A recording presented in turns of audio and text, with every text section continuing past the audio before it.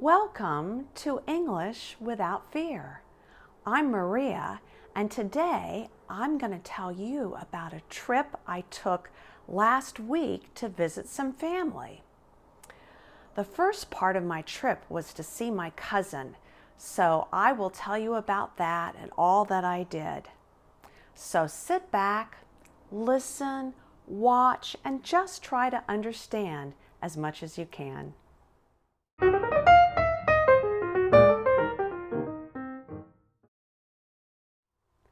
I love traveling, going new places.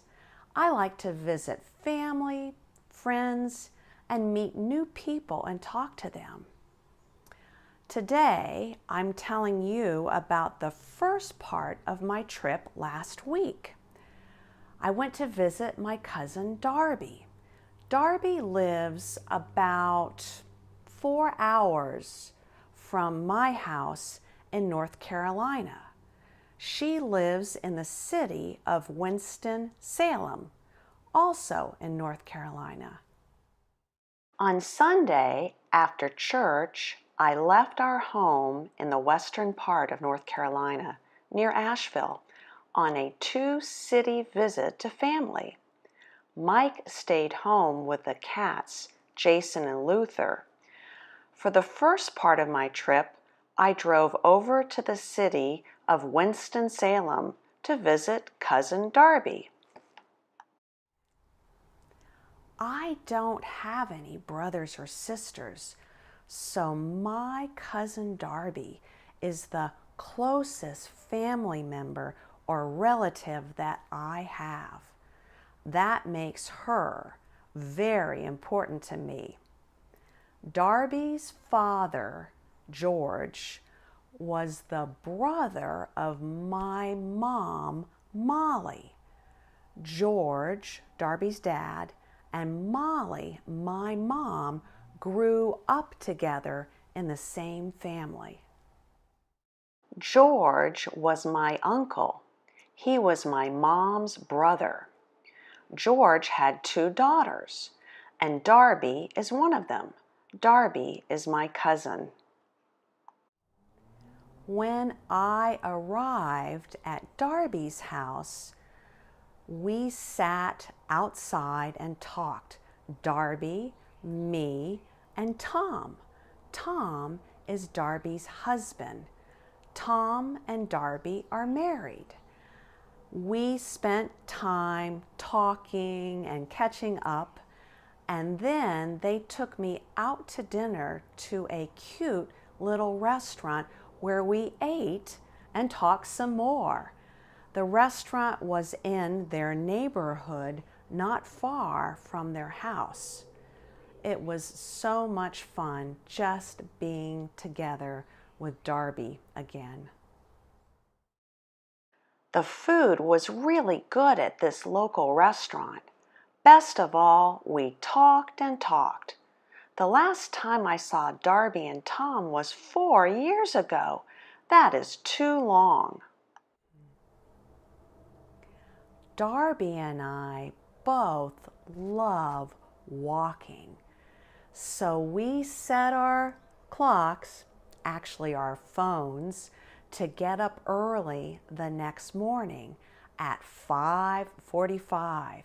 That is 5:45. We spent about 1 hour walking the streets of her quiet neighborhood and talking. Darby and I share a grandmother whose name was Mimi. So I asked her lots of questions about our grandmother. I grew up with Mimi because Mimi lived with us, but Darby is older than I am, and I didn't know a lot of family history. So Darby told me wonderful stories about my grandmother Mimi, a quiet but smart and strong woman. Our grandmother lived with me when I was a little girl.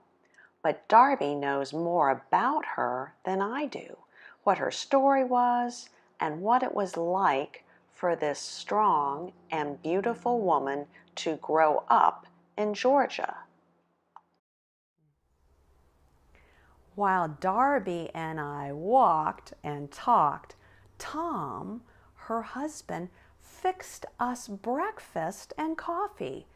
When we got back to the house, we sat outside again on their covered porch because it was still cool. The temperatures were not too hot. And we ate eggs, ham, and I cut up some avocado. I love avocado with my breakfast, with my lunch, with my dinner. While we ate breakfast outside, I looked at their garden, all the flowers they have. Darby and Tom have lots of my favorite flower, hydrangeas. Can you see the arrow pointing to them? They are blue. Let me tell you a story about one of these hydrangeas. Darby's dad, her father George, planted a little tiny seed of a hydrangea bush in a pot way back 30 years ago in 1988. He then died the next year in 1989, and Darby dug up the hydrangea plant and moved it to her house. Well, that was 30 years ago, and that plant has grown and has been dug up 3 more times and moved to different houses, and now the very same hydrangea plant that my Uncle George, Darby's father, planted 30 years ago is living in Darby's backyard. That is amazing. Uncle George is dead, but his plant is still living. This is the very bush that my Uncle George planted from seed. Remember, George is Darby's father, her dad. I'm amazed that this hydrangea is still alive. After breakfast, I quickly loaded my car, said goodbye, and headed off on the next part of my trip. Darby, Tom, and I made plans. We talked about another time to get together, but this time at our house. Perhaps in the fall, in the cool months of September, October, November. If they come to see us, then my husband Mike will get to visit with them as well, and he loves them dearly too.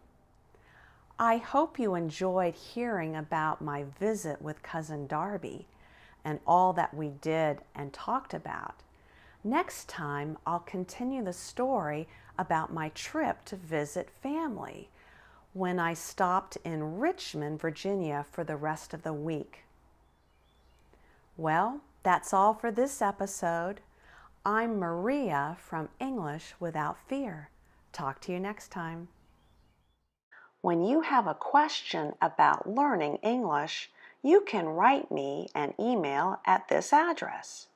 I've been teaching people how to speak English and French for 26 years.